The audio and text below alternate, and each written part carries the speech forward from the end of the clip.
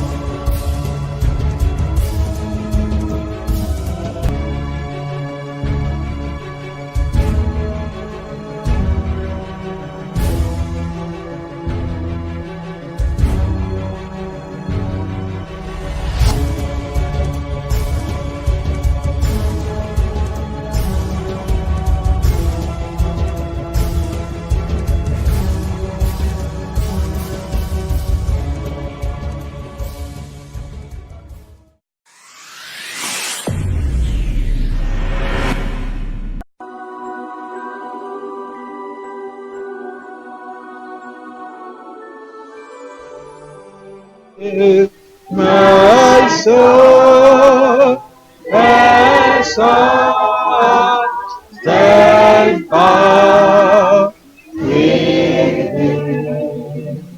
and my just care the temptations there I have return see how see how see how oh pray thy me and mercy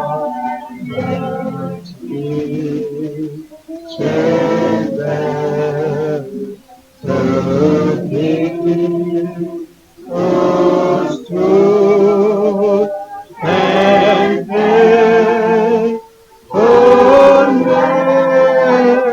and grace narrating soul to them. And sing,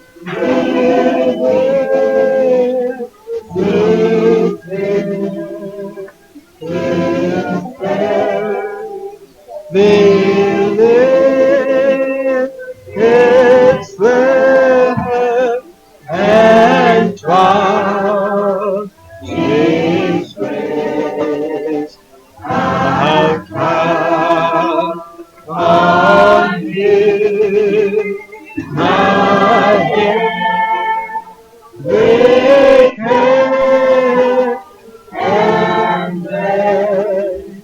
For Thee, sing out of praise, sing out of praise. Listen to me.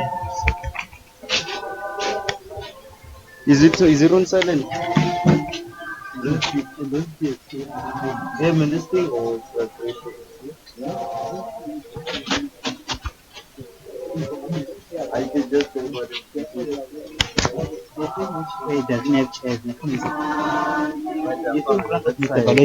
there's space for chairs, go with chairs and put them there. there's no chairs. I don't want If you don't think different chairs. Different chairs.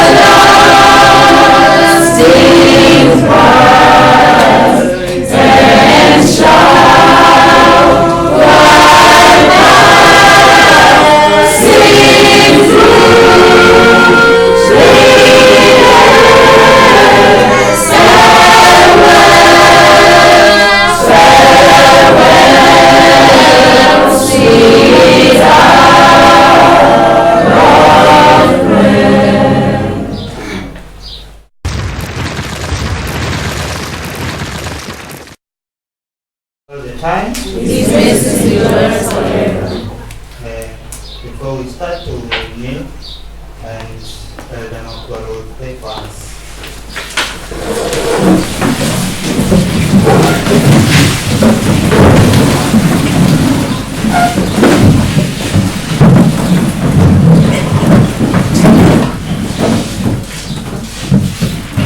Our Heavenly Father, we come to thy throne this morning, thanking you, Lord, for waking us up this morning to be accounted amongst the living even today. We thank you very much for that kindness, that you know very well, dear Father, that we still need your word that can sanctify us, that you are one of the reasons you give us life even today. Oh, dear Father, please talk to us, because we are the only God who can do it happen. Talk to us, dear Father, because you can make it happen, dear Father. Give us thy Holy Spirit to lead us, to guide us to your way. Make your way, dear Lord, change us for the best, dear Father. Waiting for that beautiful day when you are going to appear in clouds. Talk to us, dear Father. Forgive us our sins, dear Lord. All that we ask in, know that you are going to do for us. In the name of our Lord and Savior, Jesus Christ, we are praying. Amen.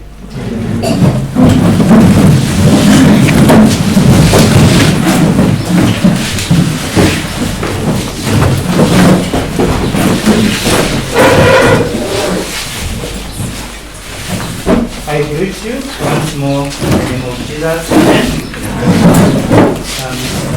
We are continuing with our studies. We are continuing, in the meantime, we'll be finishing the second angel message. Isn't that I told you under second angel's message, we are going to only have two parts, remember? The first part was about what?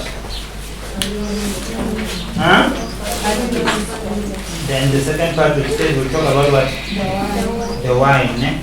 So it means today we'll be talking about the wine of Babylon. That's what we're going to be talking about. We'll be talking about the wine of Babylon. This language which is used in the book of Revelation chapter 14 verse 8 of wine. It was not the first time the word wine is written in the Bible, isn't it? So what we are going to do is a way of understanding this wine of Babylon. We are going to study first the wine that we know, wine that people drink. That's what we are going to study first. Then with that, what we are going to find there from it, that way we'll be able to come now and understand the wine of Babylon altogether. So that way we'll be able to understand the wine of Babylon. So with the wine that people drink, there's this little misunderstanding when we have to talk about it. Normally, when you talk about a wine, people always refer to an alcohol, so to say, as a wine, isn't it? But sometimes when you tell them that no, even juice is wine, people don't really get that clear. When you talk about wine, our minds rashly run to that one, which is what? Beer, right? The alcohol one. Are we together? But if you study from the Bible only about wine, you are going to realize that the word wine is used either to fermented wine or to the unfermented one. In your language, you will say it can either mean alcohol or what? Or juice. Are we together? So we should not just see the word wine and run to say it's only talking about alcohol, because people say, hey, you drink wine. Oh, that's why the Bible is contradicting itself, because it will tell you that you can drink wine. You should not drink wine, but when you do Holy Communion, people will say we're drinking wine, so it doesn't make sense. So this study will also address that issue, but the main issue is to understand about the wine of Babylon altogether. So we'll just start talking about the wine that we know, so that we can have principles and see why God will talk about the wine of Babylon and how is it to us. But the principles already are there in the wine that we live with. Are we together?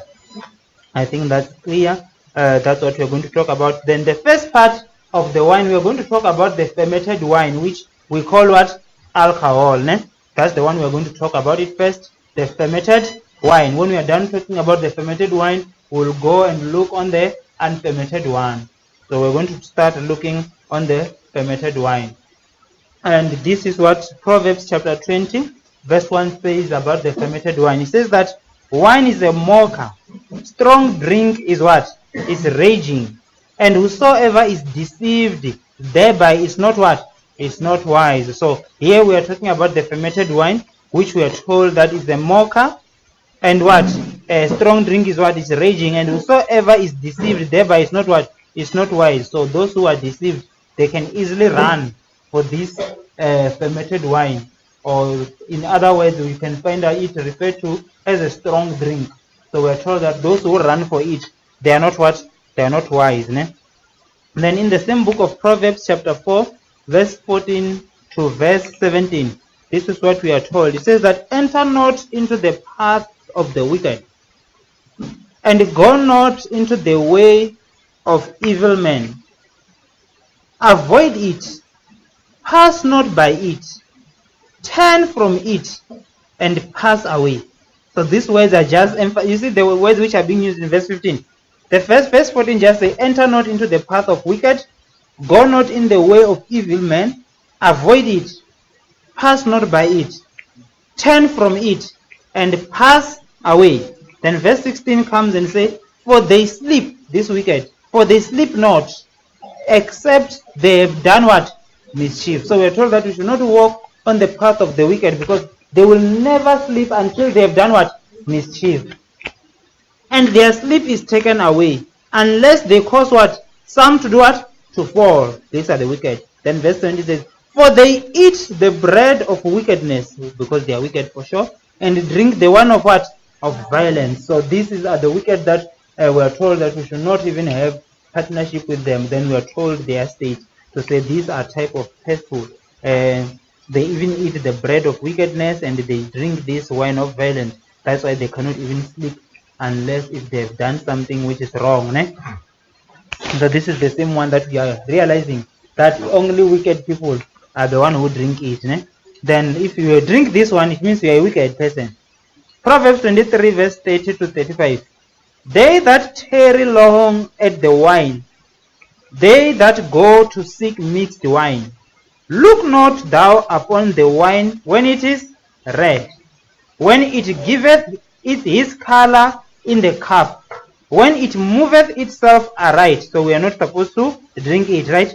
Then these things are just showing you that if you go and study how the fermented wine is, you will realize that it will divide itself, right? When the wine becomes fermented, it can come as bubbles settled first, then it will show there are two divisions, the upper layer which can be just bubbles, then the other fermented wine under. So that's what the same principle that we are told about, that we should not even go for it when it's like that. It says that at last it biteth like a serpent, fermented wine, and stingeth like what? An adder. Then it says, thine eyes shall behold strange woman, and thine heart shall utter perverse things. So this way now, when you are when you are drunkard, actually. Then it says that, yea, thou shalt be as the what? As he that lieth down in the midst of the sea, or as he that lieth upon the top of a mast.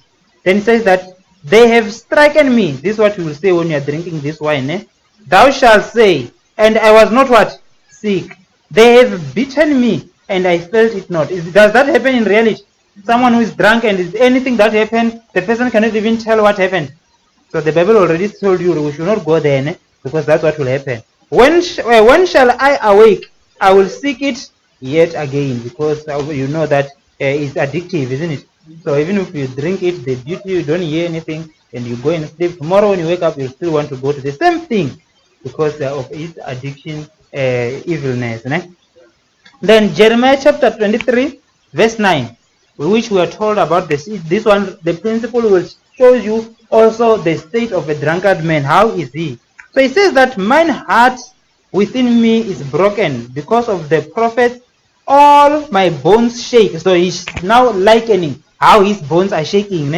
I am like a drunkard man, and like a what? A man whom wine has overcome because of the Lord and because of the word of his holiness. So he's showing what he was experiencing. Then he says, the way I am and the way my bones are shaking, it's like that one of who? Of a drunkard man, which means we know. And that's how it is. Even when someone drinks, you'll even see how they walk, right?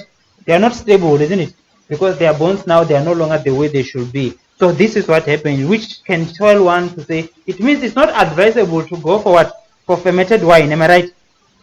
Then Leviticus 10 verse 9 says, do not drink wine nor strong drink, thou nor thy sons with thee, when ye go into what? The tabernacle of the congregation, lest ye die. It shall be a statute forever throughout your what? Your generations. So God is giving a command here to the Levites that they should not drink what? Strong drink. So the question will be, because the verse says when you go into the tabernacle, is the verse saying when you are not going you should drink? Because people will say, let's apply this verse. Tabernacle is the church. It means when you go to church, you should not drink. Then it means when you're not going to church, you can drink. Is what the verse is saying? No, we should not say what the verse is not saying. It's like when you read in the book of James, it talks about ungodly lust. Can that mean there's a godly lust? No, there's no godly lust, right? So when the Bible says ungodly lust, don't go and say it's all between there's godly life.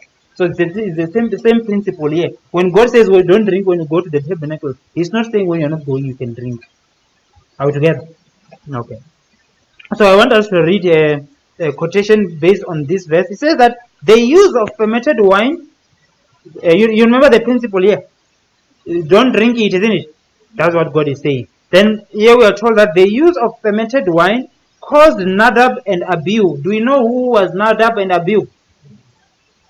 Are we sure? Do we know Tyrellus? You don't know them? Nadab and Abihu. They were the sons of Aaron. Do you know who Aaron was? Who was Aaron? Huh? Tyrellus? Who was Aaron? Aaron? You don't know? Tengiwe? Where is Tengiwe? Who was Aaron? Aaron. You don't know? Okay. But you know Aaron. What do you know about him?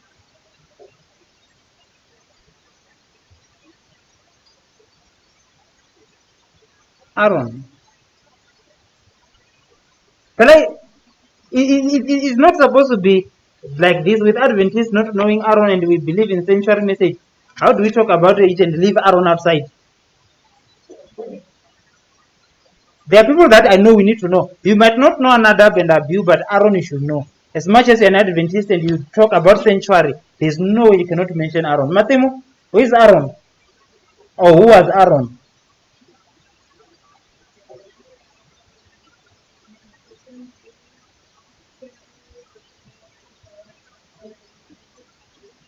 We continue with the children of Israel after Moses died. Okay. Church, who was Aaron?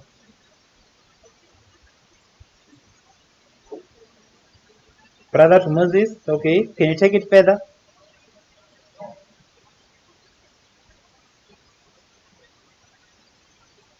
Okay. What was the duty of Aaron? Hassan.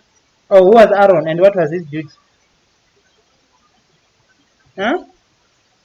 You don't know? Okay. Gundo? Aaron. Huh? Who was Aaron and his duty is one and the same thing. If you tell me the duty, I will understand who Aaron was. You can just answer A. If you think there are two different questions, answer A. Aaron. Huh? The high priest. So Aaron was the what? The high priest. Ne? So we cannot talk about sanctuary and we don't know who Aaron is. Because he's the one who was doing the work of what? Of the high priest. Ne? So yes, Aaron was the high priest. So his sons were the priest also because they were Levites. Ne? So we understand who we are talking about. Ne? So what the Levites have to do when they go to the sanctuary, that you have to go and study. Yes, so now I'm reading. The use of fermented wine caused Nadab and Abihu to confuse the sacred and the common. You see now if this is what was happening in the sanctuary. That's why I had to ask that. And death was their what? Penalty. After this, severe restrictions were placed on those connected with the what? With the sacred service. Which one? Which service in the what? In the sanctuary altogether. Okay, then it says, they were prohibited when they came before the Lord from touching wine or using what? Grapes in any way, that they might avoid the result of what? Becoming familiar with what? Fermented liquor. Then it comes and say, when food or drink which bewilds the brain is placed in the mouth, the destroyer sees his what? Opportunity to enter and what? Dethrone the reason. And that's how it is always, right? When someone after is drinking and they are now drunk, what they do you will not even believe, isn't it? And that's when now we are told that they Satan get opportunity to come now and take advantage and deceive the people of God. So these two sons of Aaron, when they drink fermented wine, we are told that it was under the influence of fermented wine, where when they had to offer the right sacrifice to God, now they come and introduce a strange fire before God, né? And God sent fire and came and consumed them. That's what happened because of the influence of what? Of the fermented wine or alcohol altogether. Okay. Then Proverbs chapter 31, verse 4 to 7 says that it is not for kings or Lemuel, it is not for kings to drink what? Wine, nor for princes strong drink, lest they drink and forget the what? The law, and pervert the judgment of any of the what? Affliction. Then it comes and says, give strong drink unto him that is ready to perish, and wine unto those that be what? Of heavy heart. Let him drink and forget his poverty and remember his misery no more. I believe this is one of the verses that people are misusing in the world today. When people are having problems, they go and do what? And drink. Some will even come and show you this verse and say, you see, the Bible says those who want to forget about their poverty, what should you do to them? You should give them alcohol so that they drink and forget, and they come and open this verse. But is this what the verse is saying? No. Because we know when you read the blessings in Matthew chapter 5, but Christ says, blessed are those who are what? Poor in heart, so that they can be filled. And we are told that the church of Laodicea is what? Is poor, right? So when now if someone wants to forget about their spiritual poverty, they can go and drink that because they want to go to hell altogether. So it has nothing to do with poverty of food and bread, because people go and misuse this verse and now apply it to their own ruin, and because of that many will be lost. So this is showing that those who want to forget about their spiritual poverty, those who want to forget about their need for Christ in their life, they should go and drink alcohol, and they will forget, but their destination is already told that they will do what? It's because they are ready to perish. It put it clear that give it to those who are ready to perish, isn't it? Those of heavy heart. So we should not confuse verses and put our own application there. for it to say what we want. Are we together? Okay, so according to Proverbs chapter 31, wine can be drunk by only those who want to go to hell. Did you see that? Yes, those are the only ones who can drink a wine. Isaiah chapter 5, verse 11 and verse 22 says that, woe unto them that rise up early in the morning, that they may follow strong drink, that continue until night, till they inflame, till wine inflame them. So there's woe to such people. There's danger that is coming to such people. I was saying that, and it's so amazing that these verses, they are just saying exactly what you know is happening in real life. Some people will wake up in the morning, they just go to the bar, and it says woe unto them.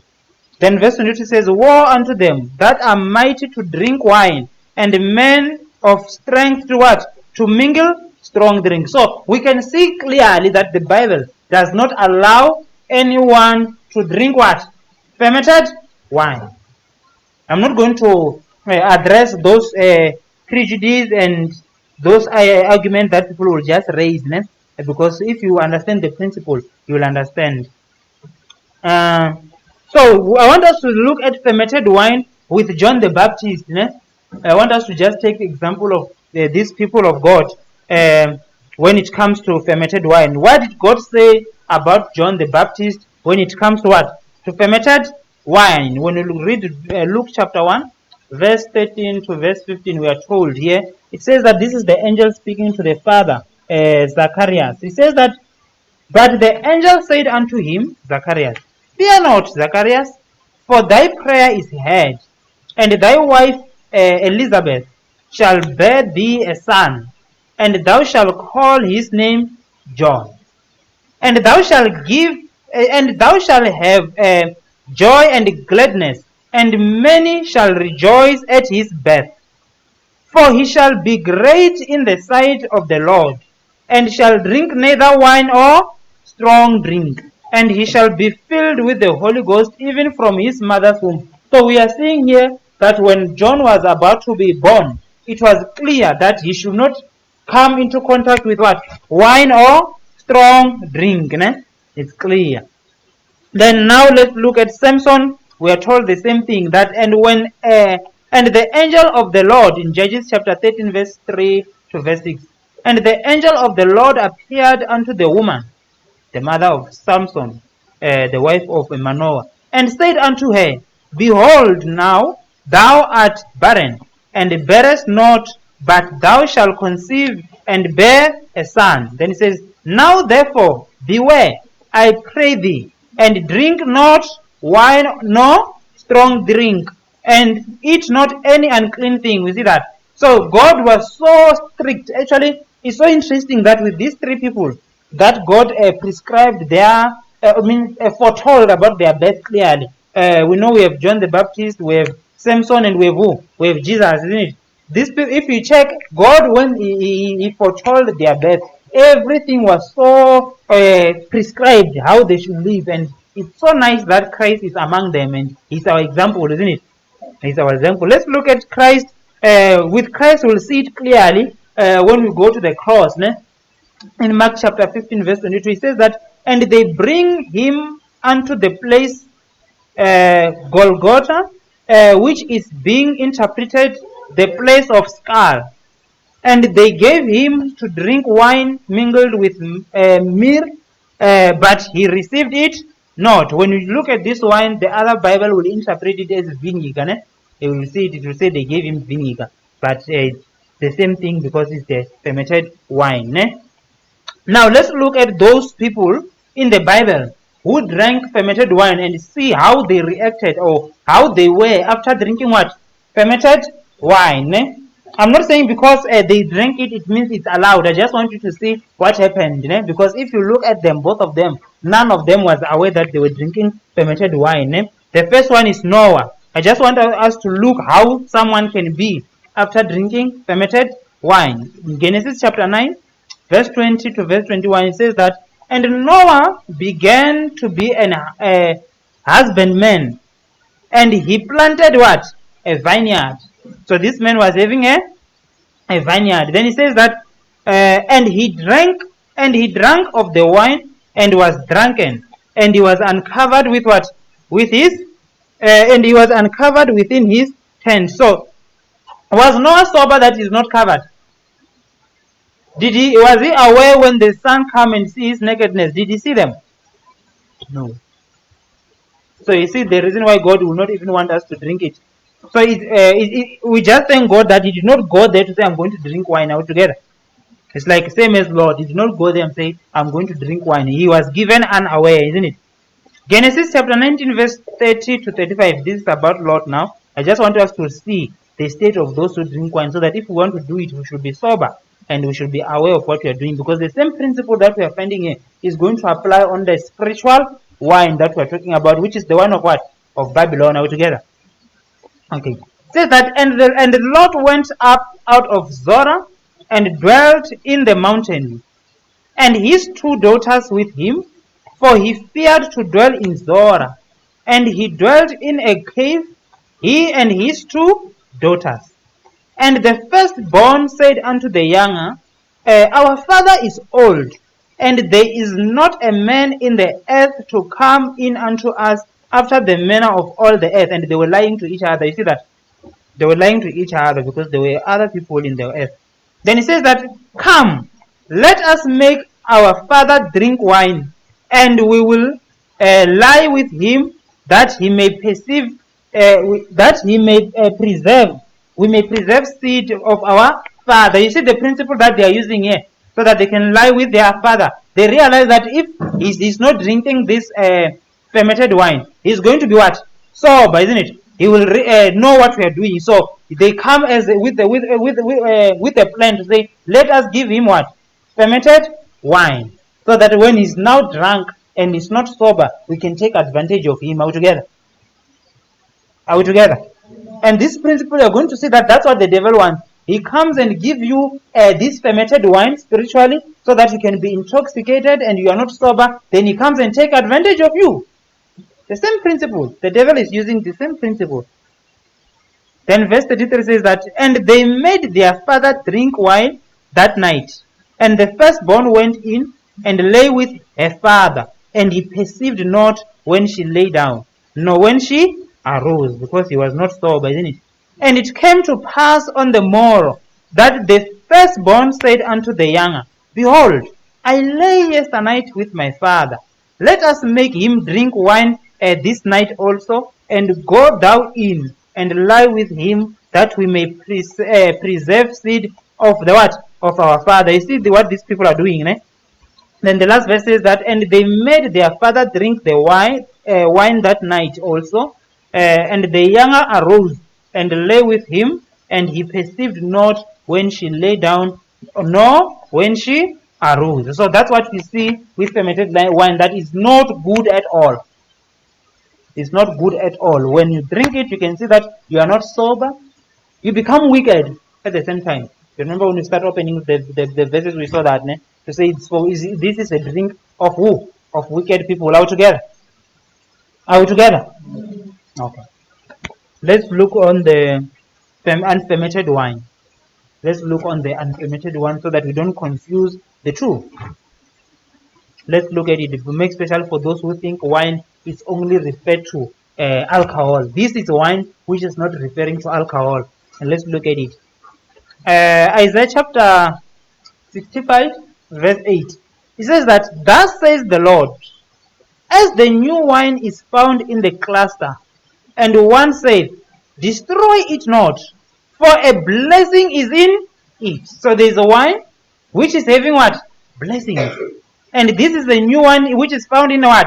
Cluster. You see that, ne? So will I do for my servants' sake, that I may not destroy them also. So this is like a comparison principle. You see that, ne? A way of talking, where it's comparing the people of God and this wine. So there's wine here that we can find, which is new wine, and is what? Is blessed, and it's not supposed to be destroyed altogether. Okay, and this is the wine which is not fermented. Behold, the day cometh, that's Amos chapter 9, verse 13 and verse 14, says the Lord, that the plowman shall overtake the reaper, and the treader of grapes, him that soweth seed, and the mountains shall drop sweet wine, and all the hills shall do what?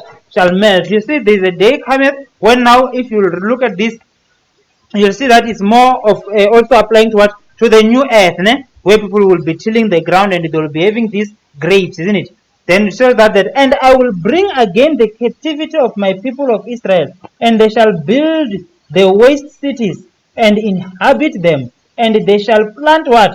Vineyards and drink the wine thereof. They shall also make what? Gardens and eat the what? The fruit of them. So God is still saying to say, as much as we are seeing this wine which is fermented, that we are not supposed to drink, God is still talking about the wine which is right, which is sweet, and which is coming from grapes. This is the tricky part of it, because both fermented wine and unfermented wine can be still found from the same grapes. Are we together? Then John chapter 2 verse 3 and verse 4. This is where now one of the controversial passages in the Bible. You know where we are talking about it, Christ changing what? Water into wine. So let's see to see which type of wine did Christ use there. It says that, and when they wanted wine, the mother of Jesus said unto him, they have no wine. Jesus said unto her, woman, what have I to do with thee? Mine hour is not yet come. His mother said unto the servants, whatsoever he shall say, he saith unto you, do it. Then and there was set there 6 what? Water pots of stones, after the manner of the what? Purifying of the Jews, containing 2 or 3 speaking spice. Jesus said unto them, fill the water pots with water, and they filled them up with what? With the to the brim. Then verse 8 says that, and he said unto them, draw out now, and bear unto the governor of the feast. And they bear it. Then verse 9 says, when the ruler of the feast had tasted the wine, the water that was made wine, and knew not whence it was, but the servants which drew the water knew, the governor of the feast called the what? The bridegroom. So this is when now we're told about the story of Jesus turning what? Water into wine, isn't it? People will even say, you see, Jesus himself turned water into wine. Who are you to say we should not drink wine? You see that, ne? So let's see if Jesus gave people fermented wine to drink or something else. Let's look at it. This is Sense of the Time. Now you'll see the reference when we are done with the quotation.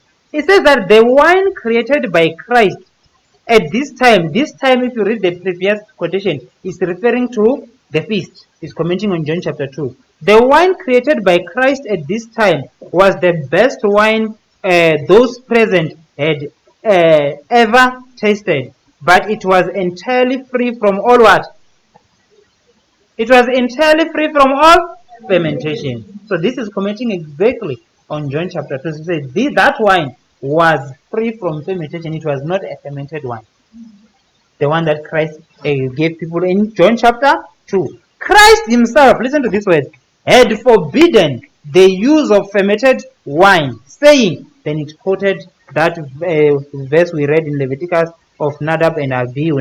Do not drink wine nor strong drink, thou nor thy sons with thee, when ye go into what?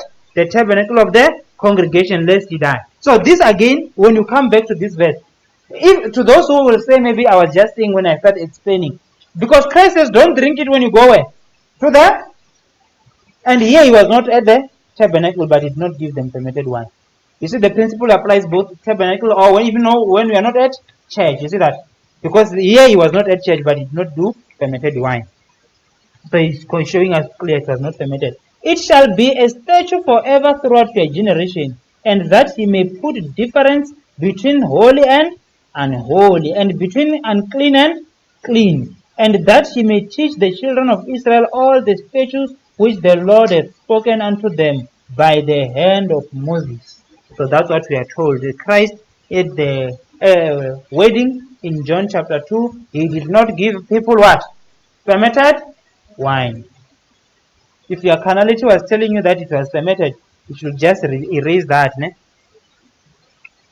Some who claim to be Christians feel at liberty to use intoxicating drink.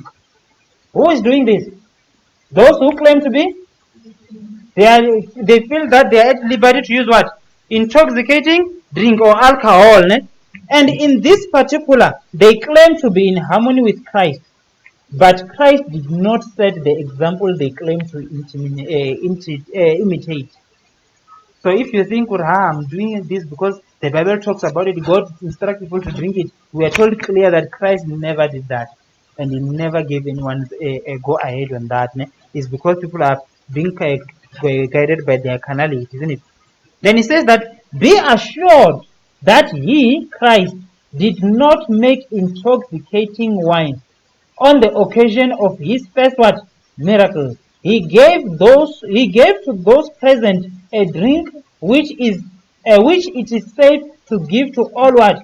Humanity. The pure juice of what? Grace.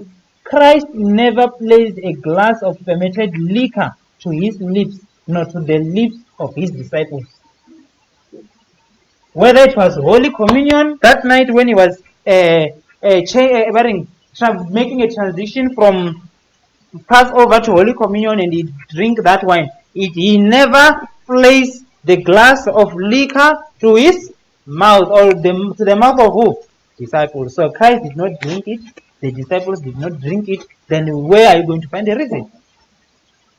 No, it means no matter how you read the Bible, and maybe your carnality is saying, but yes, this verse is saying they were drinking fermented. You should remember this quotation. They never drank it.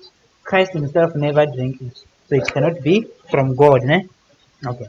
Drunkenness was rare in Palestine, but Christ looked down the what? The ages during his time. They were told that drunkenness was rare. It means it was not popular. Ne? It was rare to find someone drinking. But during that time, when Christ looked down to our day to day, what did he see? And saw in every generation that the use of wine will do for the what? Will do for the users. Therefore, at his feast, he set a right example. You see that, at this feast, he did not do anything which is having connection with fermented wine. So it's not for Christians to drink fermented wine altogether. Okay. This is the last verse that we are going to read on this part. Then we go to the main part of the presentation. We know this verse and we like it, right? Drink no longer what? But use what? Legal wine for thy stomach's sake. And thine often me infirmities. And people say, you see, clear. What more evidence do you want? This verse is clear. Don't drink water. You should use what? Legal of wine. Some people even come and interpret this legal wine. Says this is that wine that when you drink it, you should not get drunk, but drink it. As long as you're not drunk, it's fine. Is this what Paul was saying? Isn't that this is Paul? Is this what Paul was saying? Was he saying we should drink liquor or fermented as long as we are not drunk? How do you know that we are not drunk? Do you have a specific amount to say, by the time I drink this amount, it means I'm drunk? You see, that's the problem, because you will go and learn things from Babylonians. They even tell you to say, one glass cannot make anyone to be drunk. Because you are still able to tell already, this is John, this is Mang, this is Mang. Then they say, you see, you're not yet drunk. And you're going to see people are being drunk and they can even be able to identify your name. But let's see on the story of Paul. Fermented liquor confuses the senses and perverts the powers of the being. God is dishonored when men have not sufficient respect for themselves to practice strict temperance. Fermented wine is not what? A natural production. Then when the quotation continues, it's commenting on Timothy, on the statement of Paul. The Lord never made it, and with its production, he has nothing to do. Then he says, Paul advised Timothy to take a what?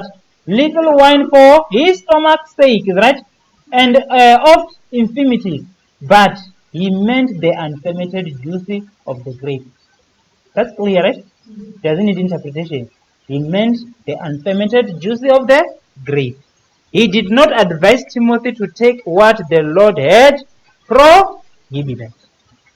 That's clear. So we know what Paul was referring to, right? He was referring to a juice. That's why now even those who in health, they now see that grapes are good for stomachs. Am I right? You see, it's not something which is discovered now. God already said it to say for your stomach's sake, you can use juice, grape juice. Ne?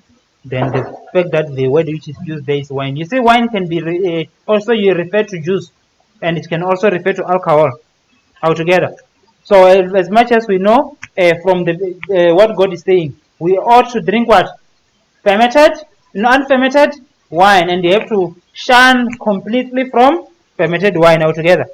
Now let's come to this wine of the presentation now, the wine of Babylon, because the principles that we are going to see are the same principle we're seeing there.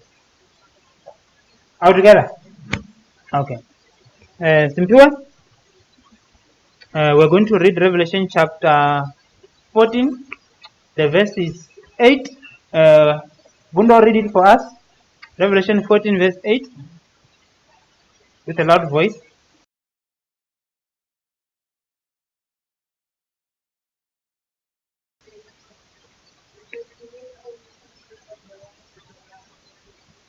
Okay. We said what is the main cause when we were studying last week about the fall of Babylon. So, we said what is the main cause of the fall of Babylon last time.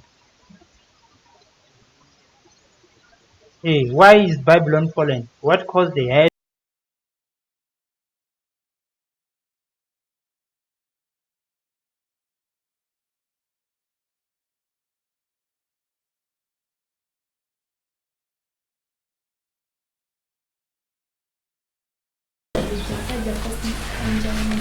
No, before we go to those part of the first angel message, they by just starting to say Babylon is fallen, the reason was what? Huh? Matthew, you remember the reason? You don't remember it? Okay. Canelo, do you remember the reason? Well, when we just read the verse, we say Babylon is fallen. We said there's a reason. What is the reason of a fall? Huh? We said what is the reason? Because she made all nations drink of the wine of their fornication. So you see, you're forgetting things which are there. You see? No longer necessary to say people should write a test without memorandum. Even if you give them, they are going to say it. Yeah. It says that, and there followed another angel, saying, Babylon is fallen, that great city. Then the reason comes, because she made all nations drink of the wine of the wrath of a fornication. And that's what we are going to cover it on this reason of a fall. We are going to talk about the wine of Babylon, and we'll also look at the wrath of a fornication. So when you say the wrath of a fornication, what are we talking about? We'll just look at it. Ne? Revelation chapter 17, verse 1 to 2, it says that, and there came one of the seven angels, which had the seven vials, and talked with me, saying unto me, Come hither, I will show unto thee the judgment of the great whore, that sitteth upon what? Many waters, with whom the kings of the earth have committed fornication, and the inhabitants of the earth have been made drunk by the wine of a fornication. So, who are the inhabitants of the earth? Everyone who is living on earth. And we are told that how are they? They are drunk. They are drunk, ne? Are we agreeing that they are drunk? Okay, let me put it like this. Are we drunk? Huh? We are not drunk. Who is drunk? The inhabitants of the earth. Huh? I want us to look at it. Ne? when Ellen White, or when God showed Ellen White on circumstances like this, if you remember well, there's always that legal company, right? You remember? In these instances, she will be showed on the situation of the world. Then after that, she will be showed on the legal company. But the world now, we are told, is drunk. Like when you read the train of early writings, page 80, when you talk about that train, we show that the whole world is on board, isn't it? But it comes and say, but there's this legal company which is not in the train. Are with that legal company? Because the whole world is drunk. It's like the whole world is wandering after the beast. Are you one of them, or you are in that legal company? You understand what I'm saying? Okay. The whole world, like this wide and open gate. Revelation 18 verse 3 says that for all nations have drunk of the wine of the wrath of the fornication, and the kings of the earth have committed fornication with her. And the what? The merchants of the earth are waxed rich through what? The abundance of her delicacies. So we can see that this wine is all over. It's affecting almost everyone, if not all.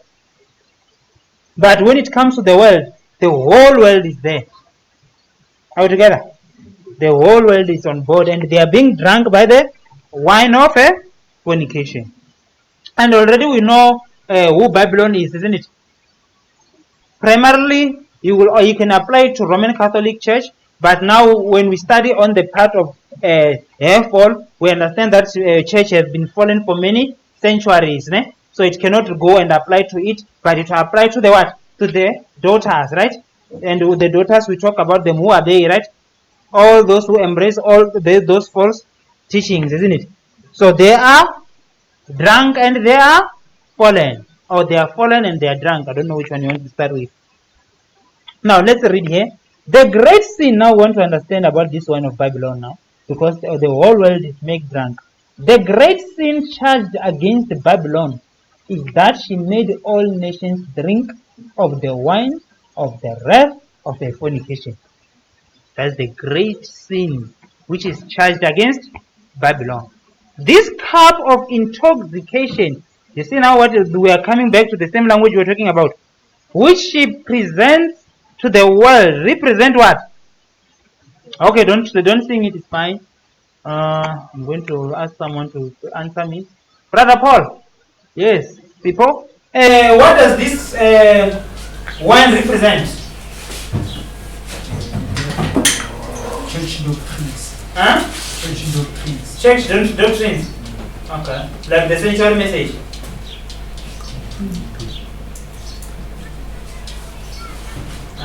When you are thinking on it, Sugar, what does it say about this wine? He's saying it represents church doctrines. Do you agree? No. Okay, what does it represent? False doctrines. False doctrines, not just church doctrines. Because if you say church doctrines, then it will be in danger, isn't it? It doesn't represent church doctrines. It represents false doctrines. All together. And if you go home, I know this is the crisis that you might find it, especially when you're missionaries. Ne? Someone comes and says, you even come with a shirt that's written pure doctrine. What do you mean? Then you start saying, yeah, it's pure doctrine because this church is so corrupt. So now we are having the pure one.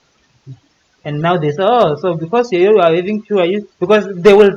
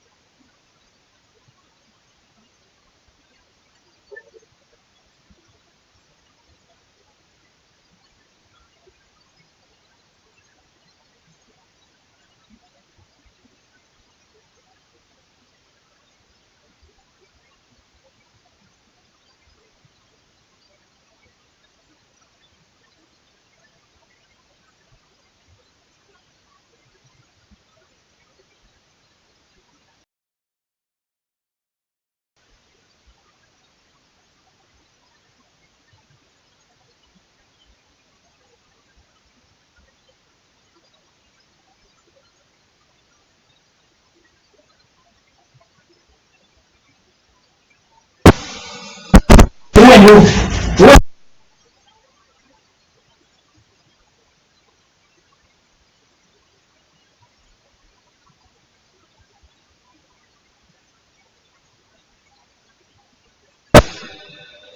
And I saw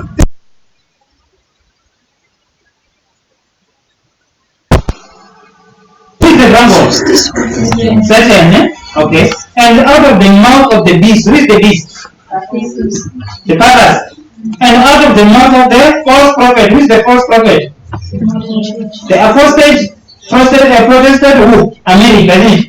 Those are the false prophets. So this is the threefold union. Then when you're talking about Babylon, who is she among those three? Is she dragon, papacy, or the Protestant churches primarily?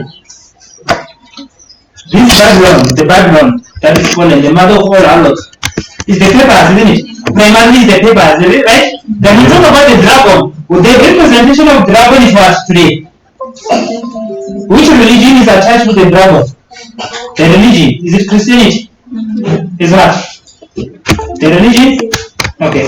The things we are not studying on those, I don't know. When you talk about the dragon, we're linking it with the, actually, we talk about the French Revolution, isn't it? And we understood about Egypt, right? Who was the king of Egypt? Pharaoh. And what was Pharaoh believing? That there is no God. Which was which religion? Atheism, remember? So when God related Pharaoh as what? As a dragon because of what they believed, which is atheism or paganism altogether. So when he says now she made friendship with the world, it's referring to the church making friendship with her, with paganism altogether. And because of that, that's when now the doors were open for these teachings to come in, and now then that when now the wine was there. Let's look at it, with their friendship with what? With them? I think the friendship with the paganism there. The worship of what? Of sun, and now someone at the same time claiming to be a Christian. The two cannot come together, isn't it? Let's just look at the friendship from Great Controversy. Can someone read it? Who will read it for us? Or someone who will be audible? And okay. Okay, Miss Kapula, please read it for us. Please give some. You're not seeing them. The thing, okay. Precious, read it for us. The Apostle Paul, in his second letter to the Thessalonians, foretold the great apostasy which would result in the establishment of the papal power. Okay. He declared that the day of Christ should not come. Okay. Even at that early date, he saw creeping into the church errors that would prepare the way for the development of the papers. So now Paul was warning people, right, of what will happen, right, and how the men of sin would be revealed, isn't it? Then let's continue on this. It says that little by little, at first in what? Stillness and silence, and then more openly, as it increased in strength and gained control of the minds of men, the mystery of iniquity carried forward its deceptive and blasphemous work. Almost what? Imperceptible. The customs of heathenism found their way into what? The Christian church. The spirit of compromise and conformity was what? Restrained from a time by the fierce persecution which the church endured under what? Paganism. This is why now after the devil realized to say, oh, it's like I'm trying to persecute these Christians and I'm not conquering them. Then the devil has to change his way to say the best way to persecute them is when I change and become what? A Christian, right? Then now paganism flowed way to the church, and the church accepted paganism. Then they start to change their customs. It says that, but as persecution ceased and Christianity entered the courts and palaces of kings, she laid aside the humble simplicity of Christ and his apostles for what? For the pomp and pride of pagan priests and rulers. Then says that, and in the place of the requirements of God, what is it that she did?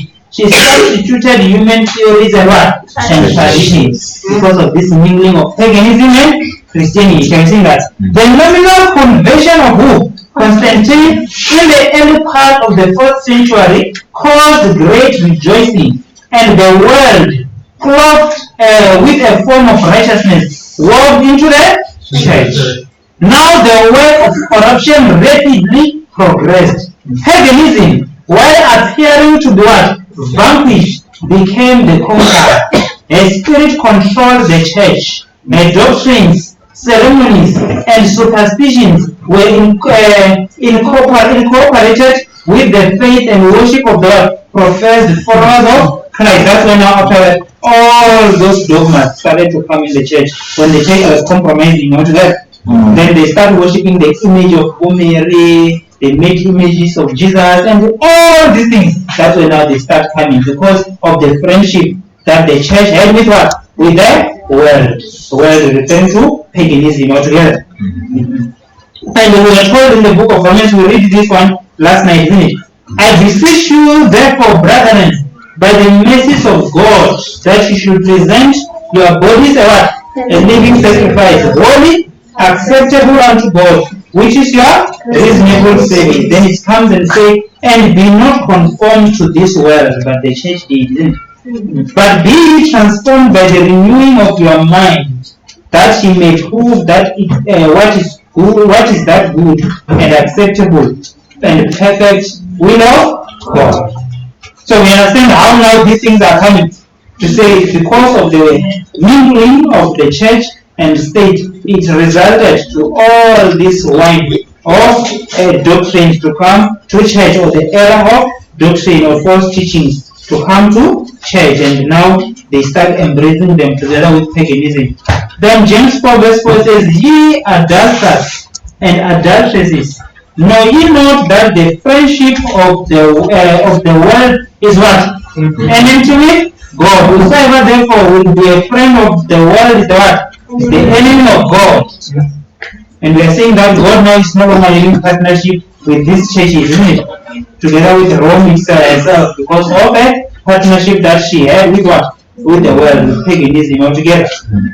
Okay, let's continue as we are about to finish soon. It is our individual duty to work humbly with God. We are not to seek any strange new message. We are not to think that the chosen ones of God who are trying to walk in the light compose what? Babylon. We read this one when we're talking about Babylon, right? I'm just repeating this quotation. The following denominational churches are Babylon. We know about that one. Babylon has been fostering poisonous doctrine, the one of error. You see that? Poisonous doctrines, they are the ones of error. So this, they are not just false, they are poisonous. They are not just false. So you just imagine drinking poison, how would you survive? It's like the method one itself. It's a poison to your body, right? Many are being killed by it, right? So why will you survive when you drink this one? Why can we go to that room and say we're enjoying what the message is? We can't, isn't it? Because this is the poisonous doctrine which we are called that this is the same wine of error. Then say that this wine of error is made up of false doctrines. I'm going to repeat them, such as what? Number one, the immortality of the soul. The immortality of the soul.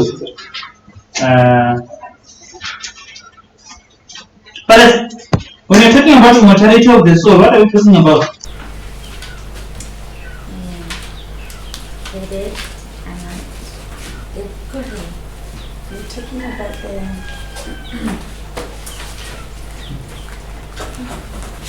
immortality of the soul. Okay, if someone says, I believe in the immortality of the soul, what is that person saying?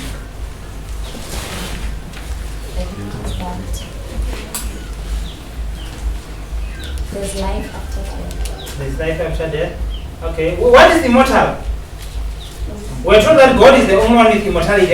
We're in the book of Timothy, right? So, what when we say immortal, what are we talking about? Huh? Not dying, right? That is capable, he lives forever, right? Then it means the immortality of the soul. We're saying the soul is capable of living forever. even though it can die, it can still have another life after death. What you are saying is right, né? That's what it means, isn't it? So this folk teaching is okay. Yes, I want to understand actually when it comes to music, because if I write music, actually, for example, a lot of artists, many of them are dead, but their music lives on in people's lives. So is that actually part of immortality? I don't understand. Many people wrote music. Artists, they wrote music maybe a long time ago, maybe in Buma. Give an example of those artists.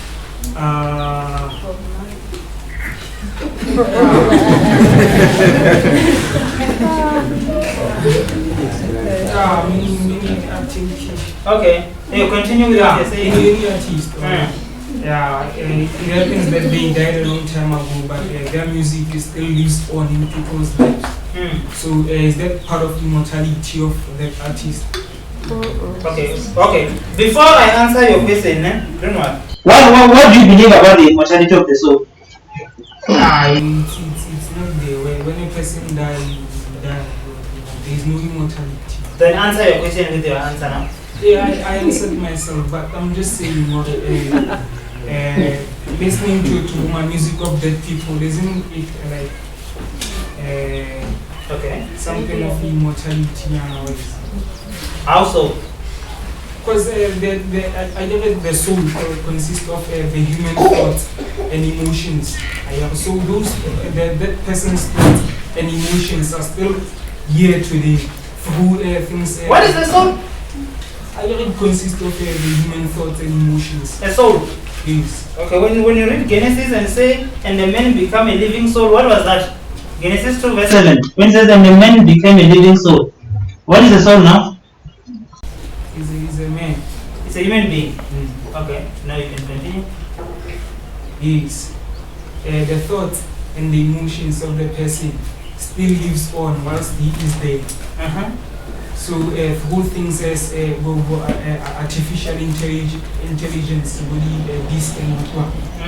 So those things, isn't it a part of a thing, maybe a part of Satan's plan of making people believe that even though we are still dead, but your thoughts and emotions will still live on. No, I don't know about that. What you're talking about, I think it's far. But what I know of from the Bible, usually I don't want us to go there because it is going to deviate the start. But what you are saying on the issue of those things, if someone writes a song and it's a nice song and I'm listening to it and the person dies, that's all lies with your belief. It has nothing to do with that person. Whether it's a wrong music, it's with you whatever you believe. Because it doesn't lie with them. That's why I ask you what you believe on what you're saying. Because I don't know how to address it because it will go far. Maybe they can answer it in an easy way. Yes, to go then I wanted to say about the hymns that we sing, like there is certain song, if it's in Bible, there's a person who had wrote it, we find that that person had died, but we are still singing it on the hymn. That's what I'm saying. Okay. Mr. Mechevera? Yeah, I wanted to say, you're not supposed to listen to Bob Marley. Even if it was alive, you're supposed to listen to Bob Marley. When he's dead, it doesn't even matter. You're supposed to listen to him. But,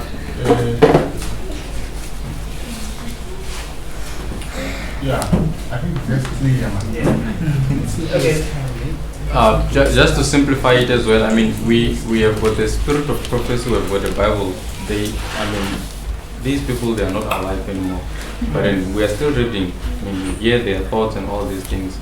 It has got nothing to do with the question there. Yeah, your nature has nothing to do with that. I'm saying I don't want to address it because it will cause us to go. Okay. And there's a difference between the existence of the man, the body, and the spirit, and the works that that body and the spirit did. So they cannot then be said after the person has died, and then the work that they leave behind, then we classify as the continuation of the life, because life is absent. That's just the work, it's the artwork. So it's not the man or the person. I think we are doing, like, I don't have to go deeper with it. It's just going to read Revelation chapter 14, verse 13, and understand what the spirit of prophecy is on that verse. I think it will be easier for you to understand it. But what I want us to understand is to say, when you say immortality of the soul, initially to believe that there is life after death, right? Is to believe the word of Satan of Genesis chapter 3, verse 4, right? You shall not surely die. That's what the people believe. And this is part of what? Of that error.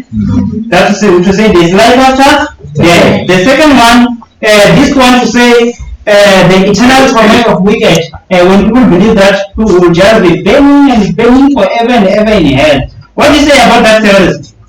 Are we going to burn forever and ever in hell?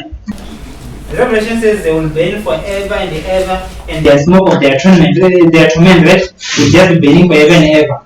What does that mean? Because it's not safe to say I don't believe in it, but you don't know what you believe.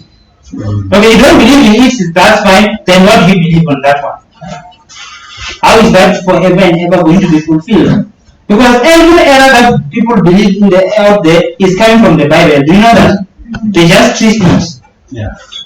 So, someone is in Revelation to say they are going to, in the 300th message, they are going to be burning night and day. Fire is doing so in the presence of the Lord, night and day, they will burn forever and ever. They are even opening 300th message. And they say, you see, what I'm going to say is, do you believe in that? If no, what do you believe?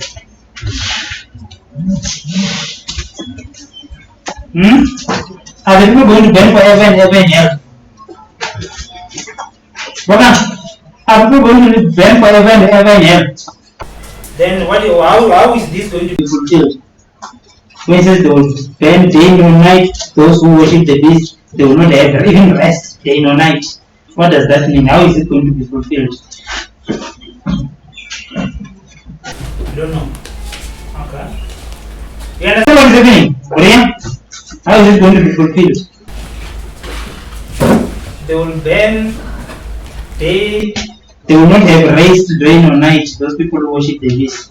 How is that going to be fulfilled?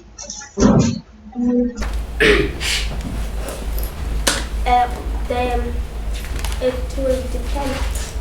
Like when people work on a day, I tell that different people gonna have the ones which know who need the truth, and the other who didn't know.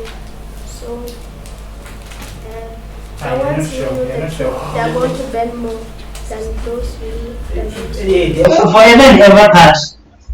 Okay, I can see you don't know. The part of forever and ever, because it's not fair to say I can see these are errors, these are false doctrines of Bible, right? But you don't even know the true one, and you just I don't believe on that. Okay, it's fine. You should not believe on that. Then what do you believe on? Well, can you explain to us the forever and ever part? The eternal torment of the wicked. Can you? Oh, you check it. So you don't know for now. Okay. Anyone? Tell me.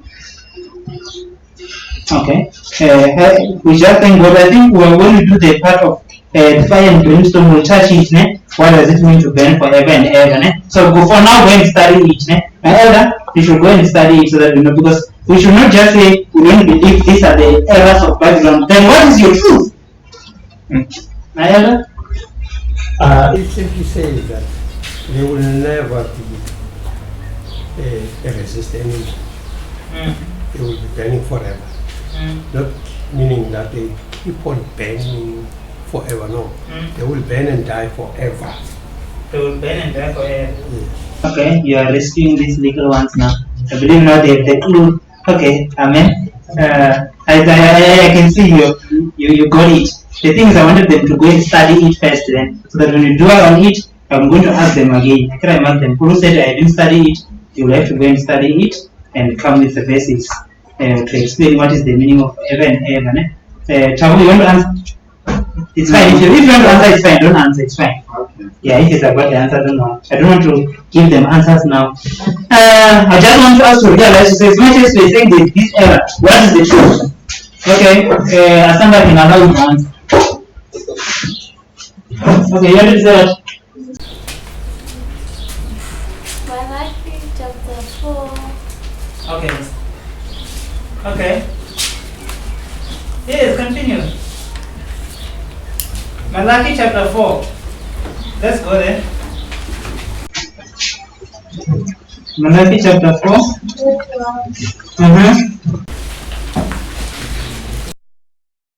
Chapter 4 verse 1. For behold, the day cometh that shall burn as an oven, and all the proud, yea, and all that do wickedly shall be stubble, and the day that cometh shall burn them up, said the Lord of hosts, that it shall leave them neither root nor branch. Okay, it's fine. Don't explain it. I don't know which was the verse. Decide by yourself. You see the verse by yourself, but I showed you. The verse is correct. The verse is correct. But I can see she's not very confident, so I can see it's like it's not a verse, this one. Okay, it's fine. Don't explain it if it's not your verse. The verse is right, then it's fine. You look at it when you study it. When you study it, then so that when you come continue. The denial of pre-existence of Christ prior to this one we did it when we were talking about everlasting gospel. Remember, I believe this one we are fine. It's just unfortunate those who were not here. The denial of the pre-existence of Christ prior to his birth in Bethlehem. We did it and we proved it clearly that Christ was existing before the book of Mary. Remember? Okay. The exaltation, advocating and exalting the first day of the week above God's holy and sanctified day. Is there anyone who can prove that Sabbath is Saturday here? Honestly, so to say, to be honest, I can't. It's not a bad thing. Maybe some people will notice you and help you. We say, I can't prove that Sabbath is Saturday from the Bible. To be honest, I can't. There's no one.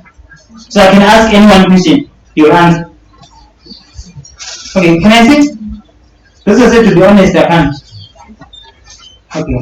You know yourselves, man. Please go and study on it, because if you don't know this and you keep on saying these are errors, those who go to church on Sunday are wrong, then you say prove to us that if you go to church on Saturday, then you can't. You see, there's no balance, man. As much as you can see that they are wrong, you should also see that you are right. True. I have a question. Okay. Last time when we talk about this one, you said that the angel that it was there, it was Jesus Christ, no? So which angel? The one that had appeared. Oh. Yeah, it's just a prayer fighting the angel. Right? Yeah, it was Jesus. So I want to ask about the one that we were reading today in the book of Acts. The one who was opened the... No, I don't know about that one. Yes, I don't know about it. I don't know it. So far, maybe until I will be studying and get something. I just know that was the angel. I don't know about that one. Are we together, eh? But when you're studying, if you're using the red word Bible, you can see that normally where Christ talks in the book of Acts, it's in red, isn't it?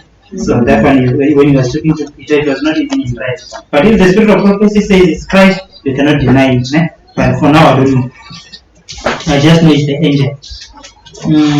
Okay, let's continue. Anyone? Okay. So now, these are the things that we talked about last time, when we were talking about the fall of Babylon. This wine of Babylon. Isn't that we agree that the wine of Babylon represents what? False doctrine, false teaching, right? Those are the wine of Babylon. Which means if you go to Babylon and find false doctrines or false teachings, where are you supposed to find pure doctrines? Yeah. Now let me ask this one to Karen. If I go to Babylon and find false doctrines, where am I supposed to go if I'm looking for pure doctrine?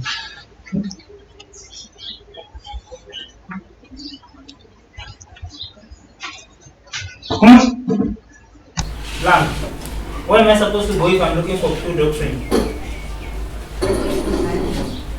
No, contrast. I'm looking about the contrast of Babylon. If I go to Babylon and I find false doctrines, where should I go for the pure or the true false doctrines?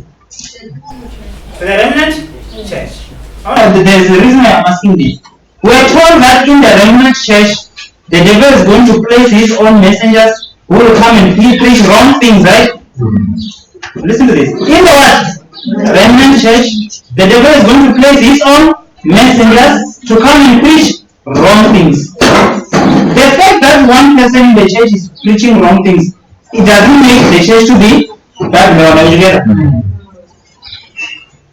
Because if you read the snares of the devil in Great Controversy, it's clear that they are messengers of the devil in the church. So we should not confuse the two.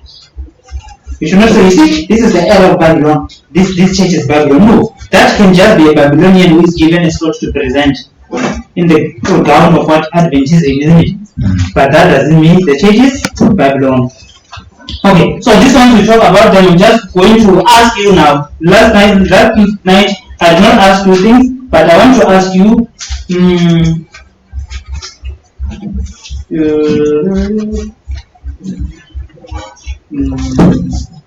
Michael, what does God say about the mingling of church and state to his people?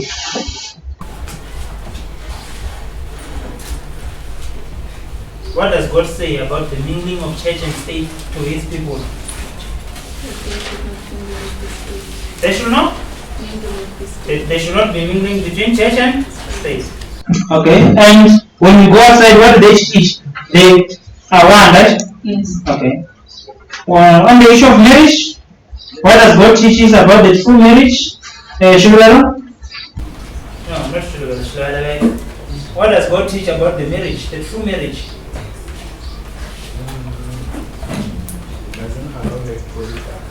It doesn't allow polygamy. Okay. Okay.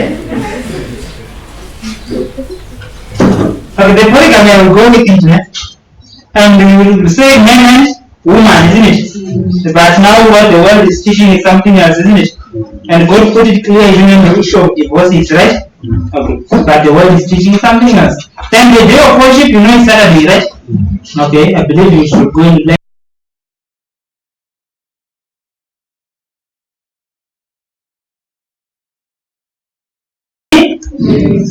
Is the world having its own diet which God doesn't know of? Okay. The Holy Communion, did God give like the real things on how to do it and what it should be done there? And you find out they don't even wash their teeth, right? Sometimes they will say no, use the what? The real wine, isn't it? Okay, not the real one. You know, the other one is just fermented, not fermented. They will use the fermented wine, isn't it? And they dress the way they want. They say God looks on them. He doesn't look on the outward appearance. And that's what we see in the church, right? And we now practice the righteousness by what message you say, will that take me to heaven or to hell because I'm dressing like this? We are now practicing righteousness by works. The part of forgiveness, this I know. It's a hard thing because it said that Adventists are being attacked by the issue of forgiveness. We want revenge, isn't it? Yes, we want revenge, right? Is that what God is teaching us? Even when we forgive with condition. I'm forgiving you, but don't talk to me from today. I'm forgiving you, but that's how we do our forgiveness, isn't it? And the issue of revenge. The law and grace, they separate them, isn't it? Blessings, we talk about them, that they are not from the Bible. The miracles, these things that are not there, the holy oil and the holy water. These are the Babylonians, why not? Doctrines, you see them? Why not err and the false teachings? The salvation teachings, they will teach you that you can be saved by going through the Pope and those other things, né? And they will say, they teach a lot of things.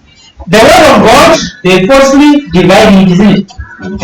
The prayer, we learned it on Sabbath, this one, right? Okay. Music, even if it's okay. Is it wrong? Let me ask this one. Who was I talking to? I was talking to this one. I think it's more. But when we're talking about the issue of music. What about now in coming old movement? Isn't that this is a Babylonian thing? Adventist artists singing and their favorite song from the hymn and put other type of instrument. Is the song from God or from the devil? Adventist artists put a hymn from the hymnal, song from hymnal, and go and put his instruments. Like, let me give an example. Let me look on this song that I used to listen to. Maybe I'll get one. Remind me, I'm not, one is not coming up. Reality 7. Okay, yes, Reality 7. They are singing that song, Amen. Ne? With those dancing, ne? They are Adventists, but no, I wanted the one from the. Then they are singing. The fact that they are Adventists is that that means their music is.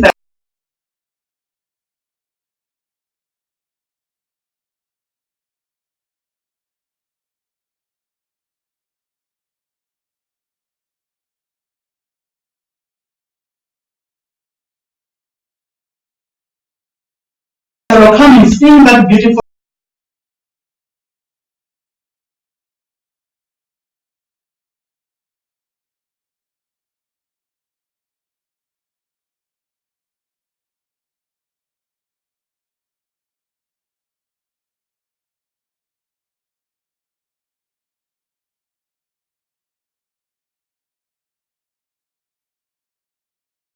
You wonder, wow.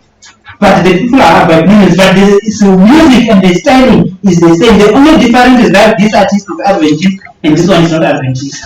Everything is the same. Hymns, type of instrument, Adventist, non-Adventist. Then if this one is not Adventist, who inspired their music? They're singing hymn, which is talking about God. Who inspired their music? Non-Adventists who are singing the hymns and play all those hypnosis part of music. Who inspired their music? Who inspired those in the church now? We are playing. Oh, you don't want to say it now? Okay. The other, you cannot run away from that. God doesn't change because of circumstances or because of who you are, isn't it? If you are wrong, you are wrong. Whether you're in the church or you're outside the church. If you are wrong, you are wrong. Okay. Speaking in tongues, I know it doesn't affect us really. This slide name, but the Adventists who speak in those babblings. The issue of baptism, yeah, I know we're all baptized under this right baptism here. But outside there, you see things, right? The prophets, the Adventists now are starting to play roles of prophets. I'm glad they are not here. Eh? Amen? Amen. And the pastors? Huh? Are we having Adventist pastors who are Babylonian mind, having a Babylonian mindset? What about tithe and offering? Outside there we know that the tithe is all the salary at one time, right? And teaching of sin problem, are we having these teachings nowadays under the small fault that you cannot overcome sin? Is it in the Adventist church? The fasting, God gave principles of fasting, right? But they are having their own. The hellfire, we already talked about it. Adventists are watching soccer, right? Huh? They are doing all this thing of mixed batting, right? Recreational. So they are just Adventists with Babylonian mindset.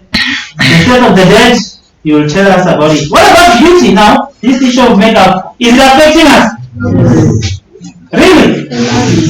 So if the devil is the one inspiring all those things of painting, makeup, and those wigs out there, when he's in the Adventist church, who is inspiring them?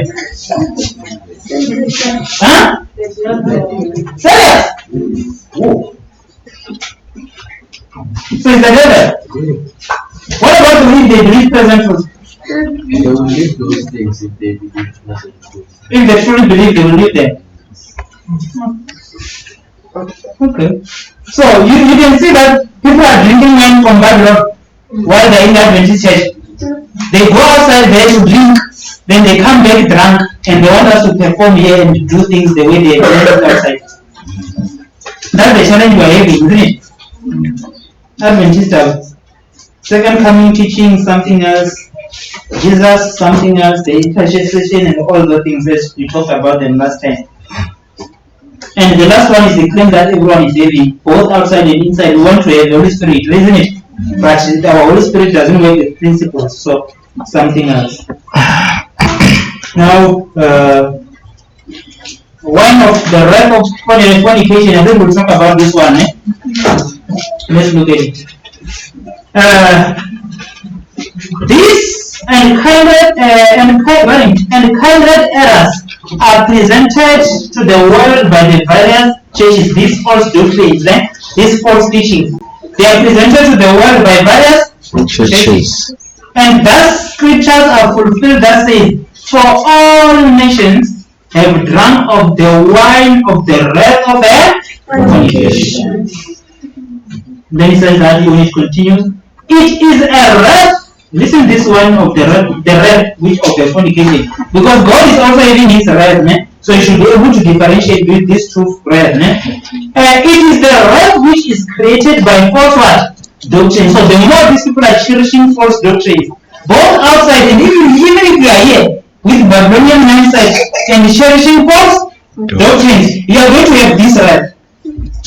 And it is just in a meanwhile, if we are not repenting, we will go there alliance with those ones out there, are we together? Because we are having the same wrath against those who are doing the will of God. It is a wrath which is created by what? False doctrine. So everyone who is embracing false doctrine is having this wrath, are we together? And when kings and presidents drink this wine of the wrath of the fornication, what do they do? They are stirred with anger against those who will not come into harmony with the false and satanic heresies which exalt the false Sabbath and lead men to trample underfoot God's memorial. So what happens is that as much as someone is doing right and you are doing the wrong things, you already have this anger kindled in you towards those who are doing the right things. Then you have the wrath of fornication because you have drank the wine. So you are an Adventist, you go outside, you drink the wine, when you come back, everything in the church just becomes holy. Then you are angry towards those who are doing what is right. Altogether. Amen. Then it's just in a short time, if we don't go and drink the right wine, which is coming from the true teachings of God, we will now come and fight those who are doing the right things. The state of the world today, how is it? I think this is the last quotation, then we close. Can someone read it? The last quotation, Ms. Baloy, please read it for us. When faithful teachers expound the word of God, there arise men of learning, ministers professing to understand the scriptures, who denounce sound doctrine as heresy, and thus turn away interest after truth. You see what is happening? There are faithful teachers who expound what? The word of God. And when that is done, what will happen? There arise men of learning, ministers professing to do what? To understand scriptures. And when they do that, they are going to denounce what? The truth. So, is it happening? Then it says, were it not that the world is hopelessly intoxicated with the wine of Babylon, multitudes will be converted and what? Will be convicted and converted by the plain cutting truth of the word of God. So it's hard for many out there to want to receive the truth because they are intoxicated and they are not sober. You see the danger of that. As much as you are not sober when you drink the literal fermented wine, people are not sober because they drank what? Spiritual fermented wine. They are so grounded on this error. That's why when you are presenting the truth, someone will refer you to how they believe these things and how they cannot change. You met them grounded in these things as if they are grounded in the truth. It's because they are not thinking aright. They are intoxicated. They would rest. But religious faith appears so confused and discordant that the people know not what to believe as truth. The sin of the world's impenitence lies at the door of what? of the church. So that's what we are told to say. As much as these people are drinking this wine of error, which is the false doctrine out there, they are also intoxicated and they cannot think aright. So it means they want someone to awake them, isn't it? And show them the truth, to say you need to get the right message. So in short, when you're talking about the wine of Babylon, these are false teachings that are being embraced outside. And as much as we can be able to point to say they are wrong here, they are wrong here, they are wrong on this one, they are wrong on that one, we should be able to know which one are we right on. If they are wrong on the day of worship, are we right on the issue of day of worship? Or we are just coming to church on Saturday? You understand what's happening? If they are wrong on the issue of tongues, are you grounded and firm on the right principles of the tongues, or you are just saying because here we don't use those things? Because it means you are not grounded on anything if it's like that, right? If they are confused because they are worshipping the beast, do you even understand who the beast is yourself? Or you just say they are worshipping the beast because you know it as the Adventist system. As long as you are inside, you are protected by the system, because the system doesn't worship the beast. But individually, are you sure that you are not worshipping him? And you see what's happening? So as much as you look at them, you say these are the wine of error of Babylon. Are you grounded on the true ones, which God will want to embrace, of the remnant church, isn't it? So that's what you should be knowing, and that's what we should always have in mind, to say, if we don't know them, let's go and study them, these things, so that people don't come and confuse us. But what you know, that when we do the issue of the fire and brimstone, there are people who are going to explain it to us. People will be the first, then you will mention of others. Here is the second. These are the two people that I will not forget. Then they are going to explain to us the issue of fire and brimstone, to say what does it mean when we say someone is going to burn forever and ever. Amen? Any question? Comments? Okay, Ms. Kapula. It's a question. Number one, how do we tell that this is an inspired music or not, apart from accompaniment of instruments? Okay. Within Adventism? Yes. If someone wants to be able to know which type of music to listen to, yes. Okay. Then I think that one will need us to just say the style of music, but there are principles that you'll always see them consistently there on how to choose the right music. Number two, it's on recreation. That which are the things that we will say really are recreation, because we are not prohibited to have recreation. Yes, we are not. And most of the time, we condemn other recreations, but the rightful ones are never introduced when we meet, that people will know that they deserve to have this time and have recreation, and how do they have it? Just that you not with us. Last week we had a study based on the recreation. So actually it was June we had a study which was just dedicated to say what are the things that we need to do for recreation as Adventists. So it's just unfortunate that we're not there, but just those two things are just studied. Music on itself, the study that we study, we are going to understand principles of music. Like within which the quotation will show that music is exactly as fire, they have used the same principle. As much as there's no vain repetition in fire, there's also no vain repetition in music, like those two principles. So it's just unfortunate that they are not part of this study. We need to study them and understand them. Because as much as we are saying, don't go to the right, we should show where you should go, isn't it? I think we should look at that. So make sure that we look at that. No problem. Any other thing? Okay. If it's so, we'll just bow our heads and